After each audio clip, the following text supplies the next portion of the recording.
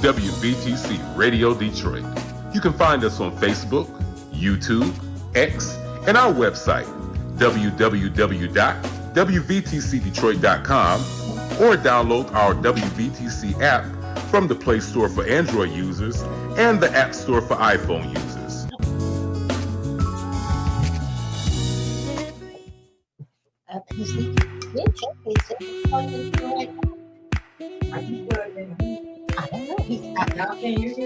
Thank you for tuning to WVTC Radio Detroit and the Community Bell Show with your host, former Wayne County Commissioner, Edna Bell.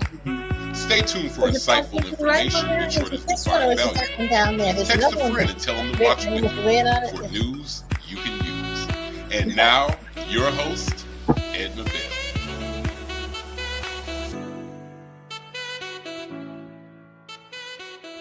That's it.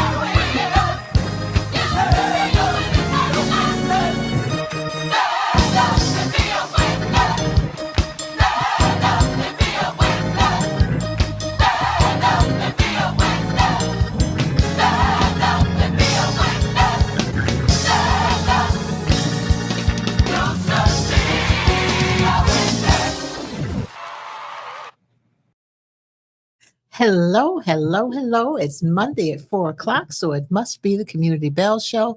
Thank you so much for joining me. We are really appreciated. Sorry I missed you last Monday, but you had a great person talking about some important things last Monday, so I'm glad to be back.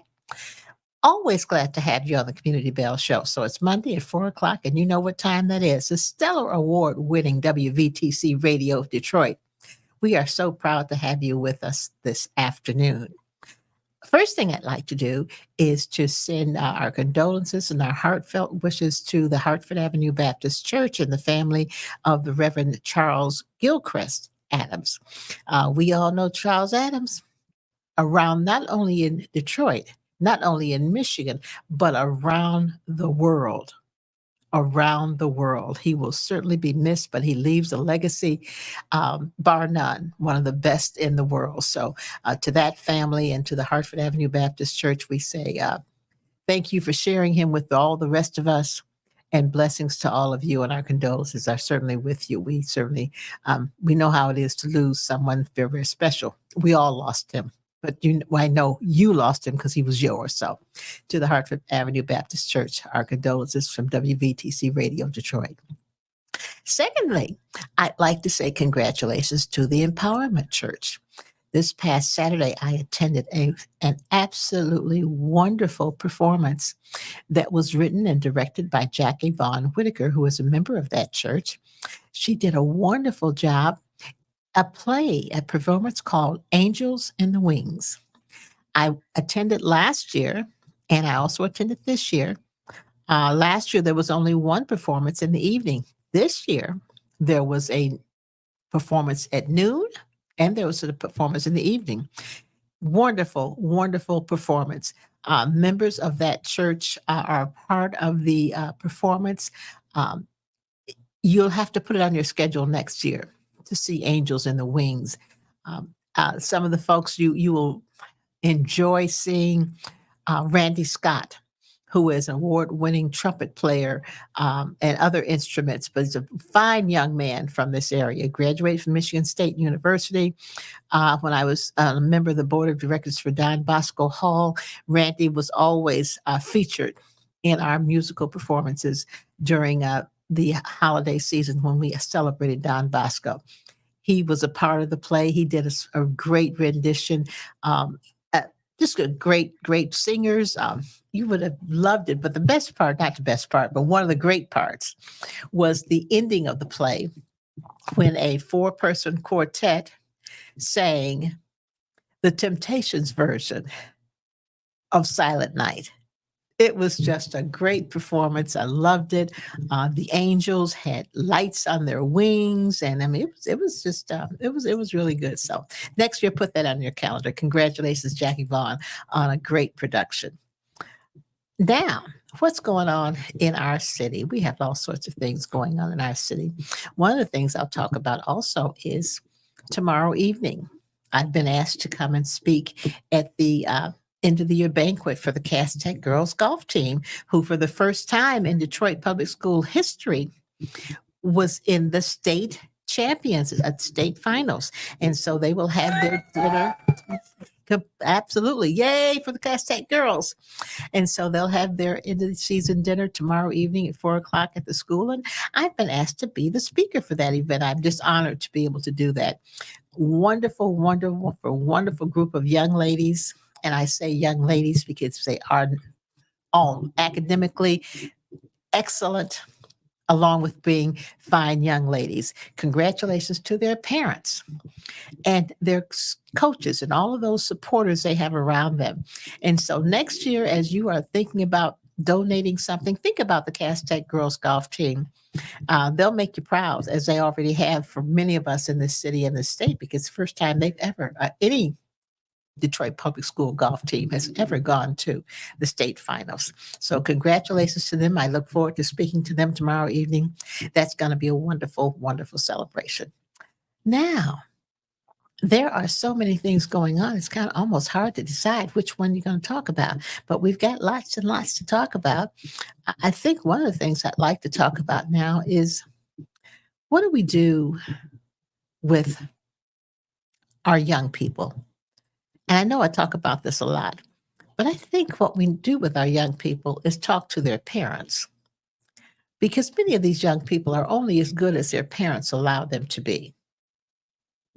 They're only as good as their parents allow them to be. Parents, we have a great responsibility in leading and directing and modeling what we want young people to be, to look like, to act like, to say, to talk about. And if your behavior is not that of someone you would want your child to model, you need to check yourself.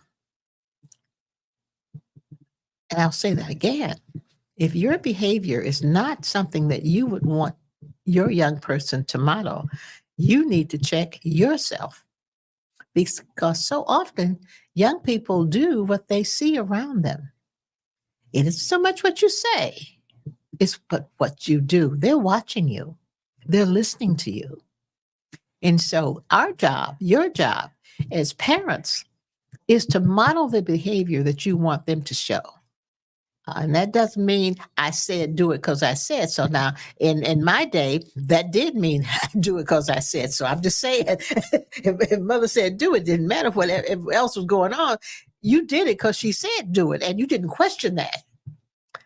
But the difference is, mother wasn't going to be doing anything that I shouldn't be doing. Mother wasn't going to be talking, saying, shouting, doing anything that would have a negative impact on what I might do. Now, I can't say the same thing for today. I'm just saying, I happen to have been in a store recently, and the little child was being a child. They were whining, they wanted something, they walked away. And this woman called this baby all sorts of names.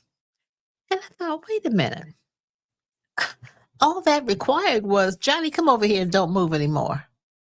It did require you to call Johnny all sorts of other things. And whether you know it or not, Johnny heard what you said. And Johnny's going to repeat what you said. And Johnny is going to do the way you do. Johnny's going to internalize it.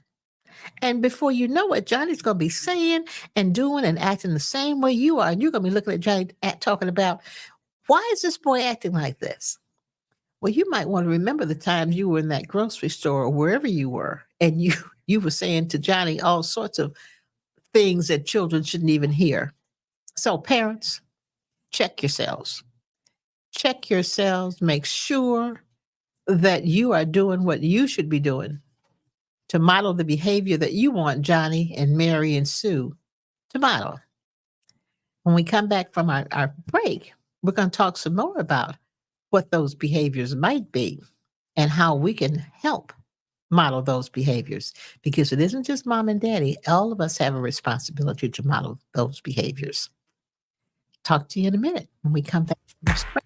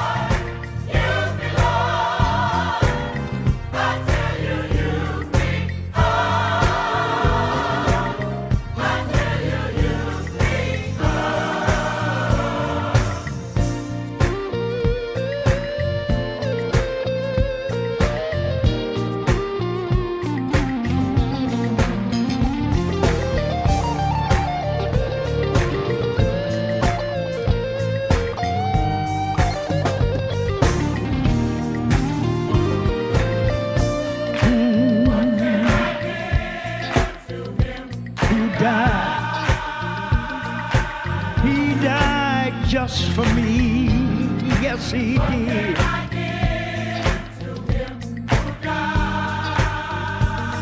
Do you know that Jesus died?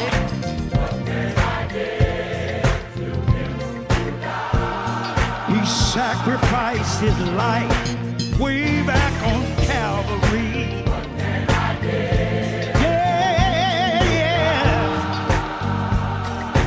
Jesus did it for my soul. Yes, he did. One day he made me whole.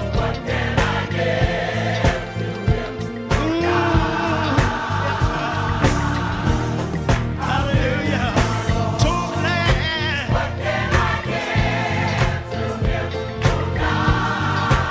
Thank you, Jesus, for dying for me. Hallelujah. Oh,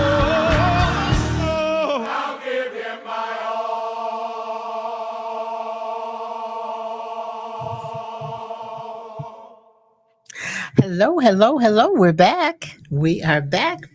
Again, welcome to the Community Bell Show. It's Monday, so it must be 4 o'clock in the Community Bell Show. We are always happy to have you on the Stellar Award winning WVTC Radio Detroit. Awfully proud of that title. Awfully proud of that title. When we left you, we were talking about what's good for children. What do we need to do to make sure children are okay? And one of those things is to model the behavior we want them to have. So if we want them to be able to talk to people intelligently about all sorts of different subjects, we might want to have them read a book every now and then and not look at so much TV or not look at so much on their cell phones and their tablets and all of that. Reading a book might help. And, they can read books on their tablet too. So, but reading books, and I found that when I was young, I loved to read, and it would take me to a whole nother place. I could disappear in a book. I could see all sorts of places around the world in books. And so let your children travel the world in a book. Let them see other kinds of cultures in that book. And you would be amazed at how much that will help them and help you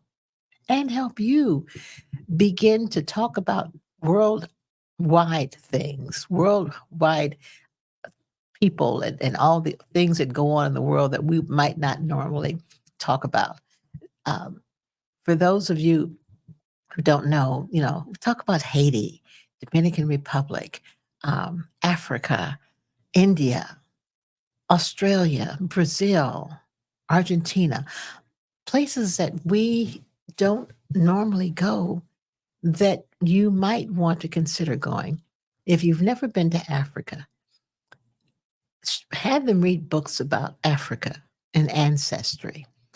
One of the things that I'll never forget when I went to Africa was in Nigeria, and it was just an absolutely wonderful experience. And I had an opportunity to go on a trade mission with a congressperson, and it was really pretty neat, because when we arrived, and we arrived late in the evening, but not late in the evening, in the middle of the night, I should say, because of the time difference. We were met by the ambassadors, and we were met by security guards who put us in these cars and drove us to our hotel, and it was quite a wonderful experience.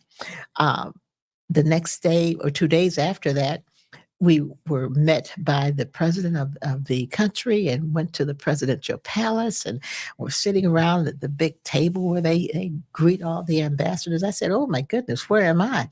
How did I get here?" But I was loving it. But it was, and you have never talk about security. You have never seen the kind of security we went through, or you go through to get into that presidential palace.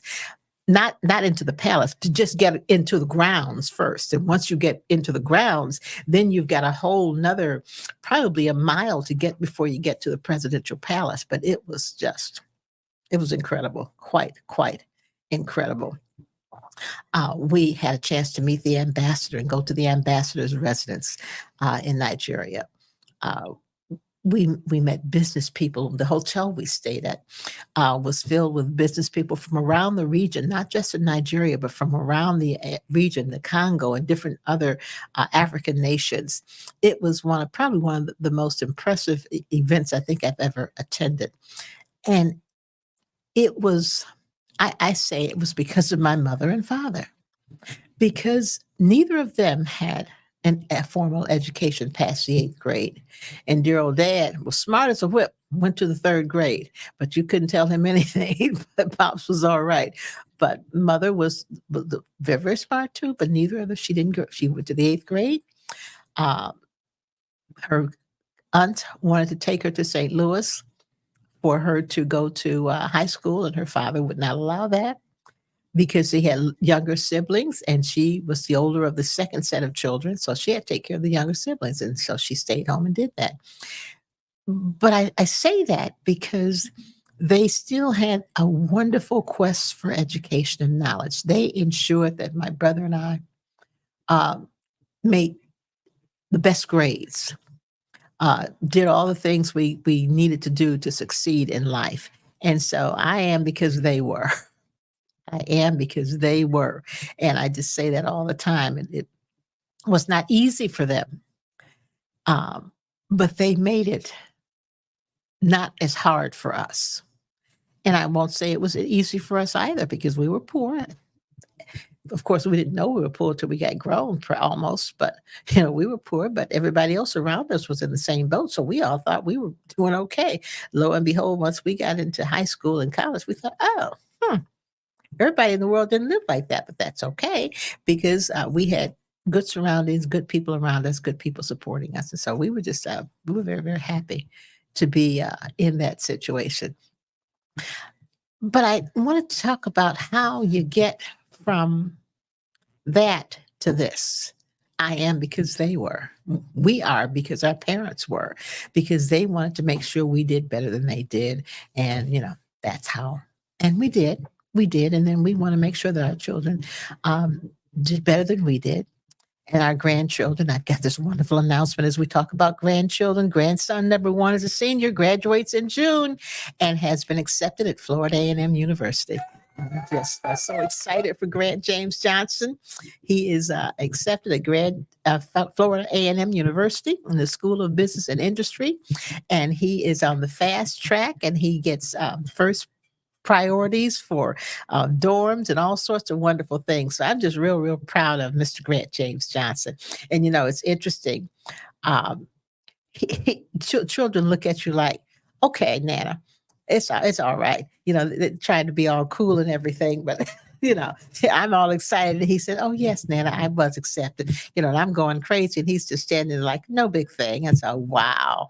But yeah, we're real proud of Mr. Grant James Johnson, who has been accepted at Florida A&M University. We're just happy about it. So, next year, next year's going to be quite a year for all of us. I'll be running around behind Mr. Grant Johnson. And then from now on, from the next year on, I'll have a graduation every year for the next longest, because by the time he gets graduated, I'll have another one the following year. And by that time, he'll be graduating from college, and it'll start all over. The next 2 will be coming right behind him. So, for the next 6 or 7 years, I'll have a graduation every year. Jesus help me.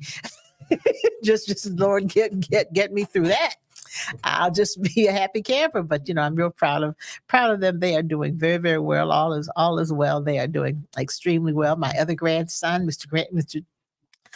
Cranston Young, just was accepted into the Kappa League and is now whatever they call the young Kappa people. And I should know the name of it. I don't know what the name of it is, but he was just accepted into Kappa League, and he's doing all sorts of things with the Kappa Junior Kappa organization. So proud of him. He's doing so well. And of course, Morgan, the youngest, is probably the mega brain of the group, the quietest one, and the one that gets all A's. She gets real upset.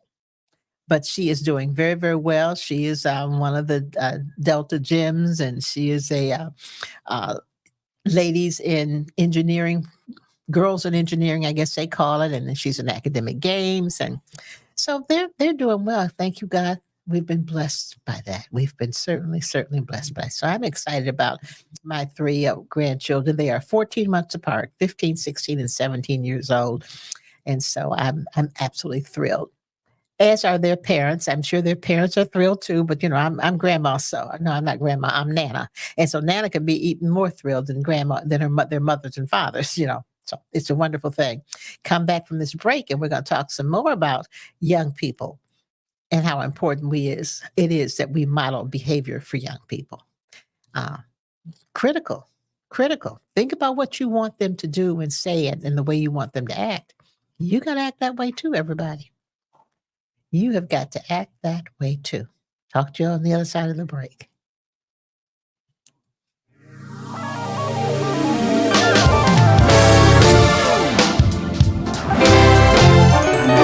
I'm not a statistic, a failure, but I'm a product of victory.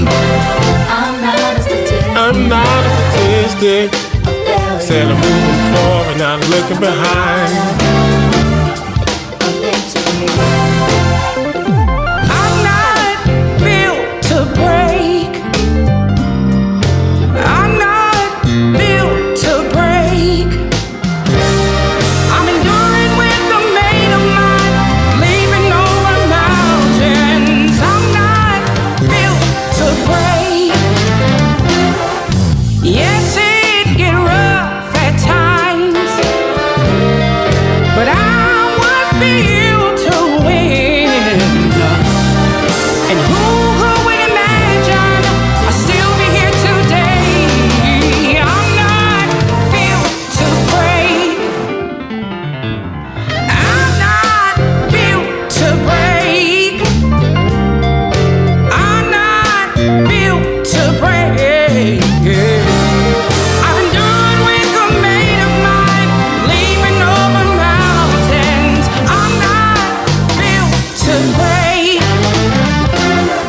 Yes, it get rough at times, but I was built to win.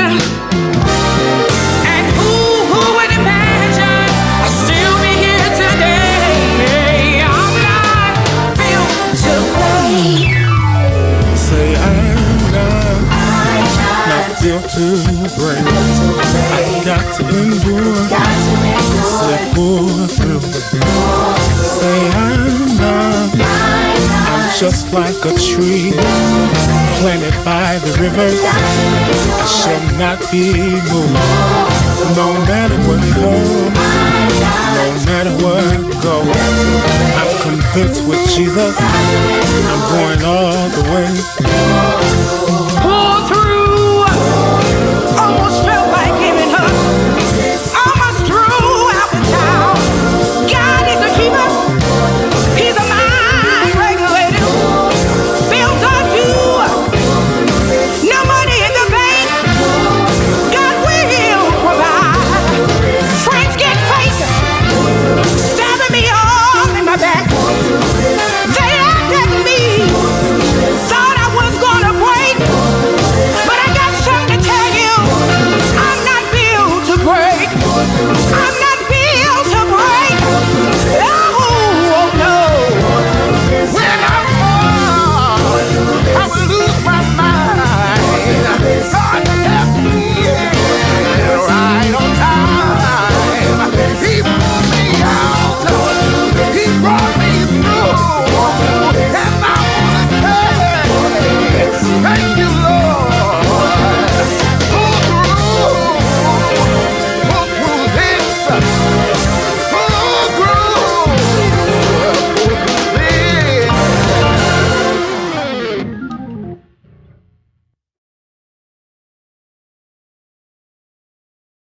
Young people and what we need to do to make sure that they are getting what they need to do, get to be successful. Uh, One of the people who has lots of knowledge in that is our sheriff, Sheriff Washington. I know he's trying to log in. He's having some technical difficulties, so we're going to hope that the sheriff can get in. And Can you hear me? Can you hear me, Michelle? I gotcha. There you Yes, are. I'm on. I can hear you, but my camera is telling me I'm on my phone because I'm trying Okay. to learn how to be in 5 places at one time. I haven't Oh figured that my. out. So I'm headed Oh to my. Well, another thank you event. so much for trying to make us one of those 5. I appreciate that. Absolutely. I had to get on with you for sure. If you say you want me to be on, I'm going to be on by I hook or crook. appreciate that so So, much, so much. Well, yeah, everybody, Sheriff Washington, the Honorable Sheriff Raphael Washington, thank you so much. Sheriff of Wayne County, is with us this afternoon. And, the sheriff always has such wonderful information when he comes on. He's had these great people. But one of the things I'd like the sheriff to talk about today is the new jail Yes, complex yes. and where I we was are with the complex. and thanks for asking that because that is the biggest thing we have going right now. Can you hear me? Okay. I can hear you. Yes. Okay. So the biggest thing we have going right now is the anticipated opening of our criminal justice center, which is going to be comprised of the adult Wayne County Jail, the juvenile detention facility, the prosecutor's office, Third Circuit Court will be moving to that complex as well, and the county clerk will have a footprint in that facility as well. So we got a lot going on, but specifically the jail, this is going to be a state-of-the-art facility. We are so excited about being able to those resident inmates that have the misfortune of being with us. We want to be able to still serve them in the dignity and quality care that they deserve still. Most of them are there as innocent people, haven't been proven guilty. They just they're incarcerated because maybe they don't have the bond to get out, or the judge has ruled that they need to stay in until their day in court. So we need to just treat all people the right way, and this jail, this new facility will help us to do just that. We're operating 100-year-old jails, in 3 years, I think it is, one of our jails will be 100 years old, and it's been running 24/7 for almost 100 years. And I don't know what could stop, what building or entity could possibly be in working condition after that long and that many Absolutely. hours every day. And the kind of use it gets, because it's not that it isn't used, it is used Yes, a whole yes, lot. yes. I Yeah, mean, the elevators break down regularly, and we don't hide from that. It is what it is. The heat doesn't work half the time in the winter. We have to constantly work on that, and trying to get parts for these 100-year-old jails, they don't even make them. So yes, we've had to bring in portable heaters and portable air conditioners, and because we're determined that even though the jail is what it is, we still have to do right by the people, by our staff, by our resident population. So we find a way to make it happen.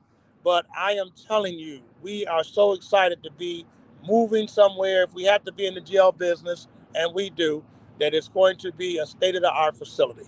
absolutely, absolutely. And I know it's getting close because when I pass down Woodward Avenue, I see a for sale sign on the building that you're in Yes, on Woodward and Canfield. So yes, yes. We're moving our administrative office over there to the complex as well. We're going to all be under one roof and one footprint. That our administrative offices are connected to our jails. Our jails are connected to our courts, and it's just going to be a win-win for the community who has to come down to our jails or have to come down to court, or and absolutely. with that all being in the same place. Follow That's me? going to be critical. And the Yes. neat part is to talk about, I think the part that the employees like most, and that's free parking. Free parking. Yes. Finally. Yes. Yes. Free parking. Thanks to the CEO, our CEO Warren Evans, and some of those who have the builders have come together and said, we have to be able to provide free parking for our staff, for our deputies and our civilian staff. You know, we looked at the other jails in our community, Warren, Washtenaw, Macomb, Oakland. They all have free parking. There's nowhere in the world that Wayne County should be left alone outside and not being able to provide that kind of parking free for hours as well. So we're moving Absolutely. to that That's almost place. like giving them a raise. Exactly. And wait, talking about raises, they got a raise. They All got right.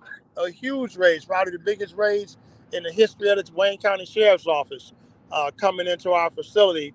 New people coming in, close to $50,000 with some overtime that we're going to ask them to work, because we're still working on our staff to get those numbers up to where they should be. You're talking about 18, 20-year-old, 25-year-old making over $60,000 Did you a say they're year. going to be making $50,000-$60,000 coming in the door? Yes, they're coming in right at 50, and with some overtime that they would want to work, because young people, they want to make money, you know, and we need them to work the overtime to make sure our staffing is adequate and what it should be to serve our resident population. Yes, you can make Wow. that kind of money That's coming in the door.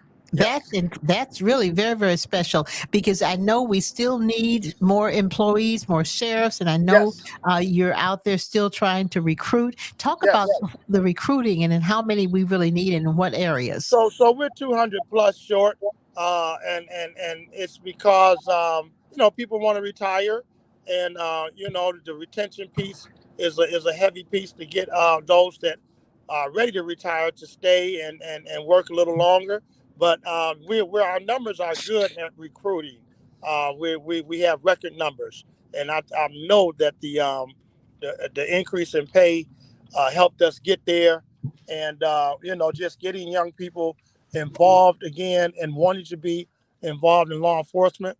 That's always recently a challenge, because young people have seen the things that we've gotten wrong, and they kind of say, well, why would I want to be a part of that? This and that. I'll tell them, listen, you got to be the difference. You got to come in and be the difference that you want to see in law enforcement, and you best do that by coming in the ground floor and being a part of the change that you want to see. So we've got, the numbers are picking up. Obviously everyone doesn't qualify, but the majority of the people that are looking to be a part of our agency, they qualify. We get them in, we get them trained, and we're just excited about that part as well. That's great. Now, what are the qualifications to become an employee of Wayne County Sheriff's Department? So all they need to do is be 18 years old, have a driver's license, and then be a graduate of high school or GED diploma, and we can get them started into a career job, not just going from here to there, a career job in law enforcement with the Wayne County Sheriff's Office. Oh, that's great. That's minimal. Really. That's minimal. Anyone That's a high can school do that. diploma. Yes. And we encourage them to they can go to school. Oftentimes, everyone is not in a position to go right to college from high school, and so we bring them into our agency. There's some tuition reimbursement attached to that. You go to school while you're working, like a lot of the leaders in law enforcement in our area had to do. The Detroit Police Chief James White, the sheriff Raphael Washington. We didn't go to college right out of high school, and we just stayed the course and did the work and went to school. And one day you become the Wayne County Sheriff or the Chief of Police, or whatever. Wow. See, that's a story that needs to be told. Absolutely. That's a story. Absolutely. So there's hope for those that are not going straight to college. We have jobs, career jobs waiting for them. And now we know we've got jobs in as sheriffs. What other kind of positions are available in the sheriff's department outside of being a sheriff? So that's a good question. We have civilian jobs, whether you want to work in maintenance, or if you have some clerical skills or secretarial skills, and different things that we have recruiters. We have recruiters in our agency who are not necessarily sworn officers, and so but they know the job, and they're getting that job done. There's we have civilians in our tether units, and there's just a lot of things that that we offer outside of just being a police officer or a sheriff's deputy as well. So all you have to do is go to our website at www.sheriffconnect.com//join. That's www.sheriffconnect. It's all one word. Uh-huh. .com/join. Oh, that is fantastic. That is so, and it's so important that we start our young people. Now, do we have people that go into the schools to recruit in our schools around the county? They're in there probably every day at various schools. I don't even see my schools. I said that's a good thing because that means they're out in the street, they're out in the community trying to get people into our agency. That is So great. they're Now, here I'm definitely going in the to school. now I'm going to do something personal. Now, how many women do we have out there trying to recruit young ladies? Well, thanks for asking that too. We have one that we use that is just full time, and we have women deputies who come out with us on their own time because they know how important it is to come out and get those into our agency as well. Women, I want them to see women, and we have women that definitely go out and do that. And then, Ms. Bell, what I've done was asked everyone in our agency to be recruiters, So that gives us a lot of women out there and a lot of men. I have made it a mission that every jailers training class that we have, when we bring them to our agency, one of them are there, and oftentimes two are there because I recruited them personally. Didn't Okay. even know them. Just in the street recruiting. Yes, I am. Yes. I love it. I love it. Yes. And then the last question, and I'm going to let you go because I know you've got another meeting to get to. Yes. Our citizens group, Our our Citizens Academy. Citizens Academy. When is Yes. the next one coming up? So we're going to get that going on. I told my staff we want to look at doing that in the first quarter of next year. And within the first quarter of next year, first 3 or 4 months, we want to get that going. We're going to reserve academy that we're working on to get that going. And our Citizens Academy is not falling by the wayside. We're going to get that done for sure. Wonderful, And wonderful. so thanks for that. You were one of our inaugural members, Yes. and I really appreciate you doing that, wanting to be a part. And we ask you all to let those know who may be interested that that's coming in the first quarter of next year. We have to get that going.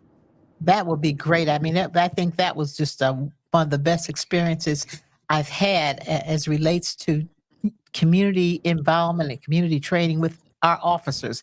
You learn so much about what you don't see. Exactly. With officers. And it was And, really and a great experience. what we just bought that you all didn't get the chance to experience, but you can always come back and experience it. It's a simulator of what we as law enforcement see when we have when we're put in a position where we have to defend ourselves or the public through firearms.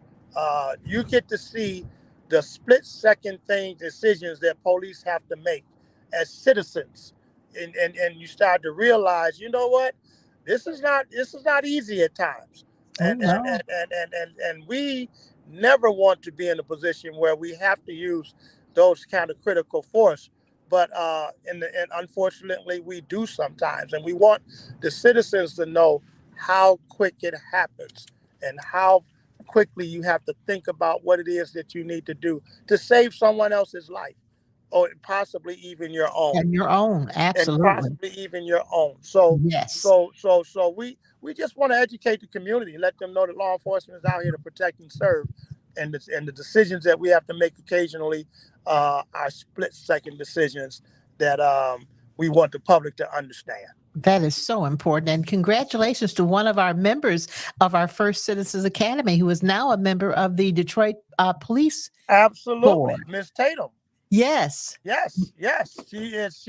She wanted to be a part after seeing what goes on, and very active in the Grandma Association. She said, "You know what? I need to join the agency," and she came in. She's doing a great job. Great job. So we're so proud of that. I'm just so proud of her. So proud of her. Sheriff, thank you so much. I really appreciate your taking time out to be with us this afternoon. We're going to ask you to come back at late January when you know more about what's going to happen with the jail and what's going on with that and all of the other things that are going on at the Sheriff's Department. But we appreciate you. We love you. Thank you so much. We'll talk to you next time. Thank you so much. Love you. And that's the Community Bell Show for today, this Monday. Join us next Monday, 4 o'clock. Community Bell Show. We'll see you then. Have a great week. All right, brother. Thank you for listening to Community Bell with your host, former Wayne County Commissioner Edna Bell. This broadcast was brought to you by WVTC Radio Detroit. You can find us on Facebook, YouTube, our website, www.wvtcradio.com, or download our WVTC app from the Play Store for Android users and the App Store for iPhone users. If you've enjoyed this broadcast, tell a friend to tune in. We'll see you next Monday at 4 p.m. Eastern to the Community Bell Show, right here on WVTC Radio Detroit.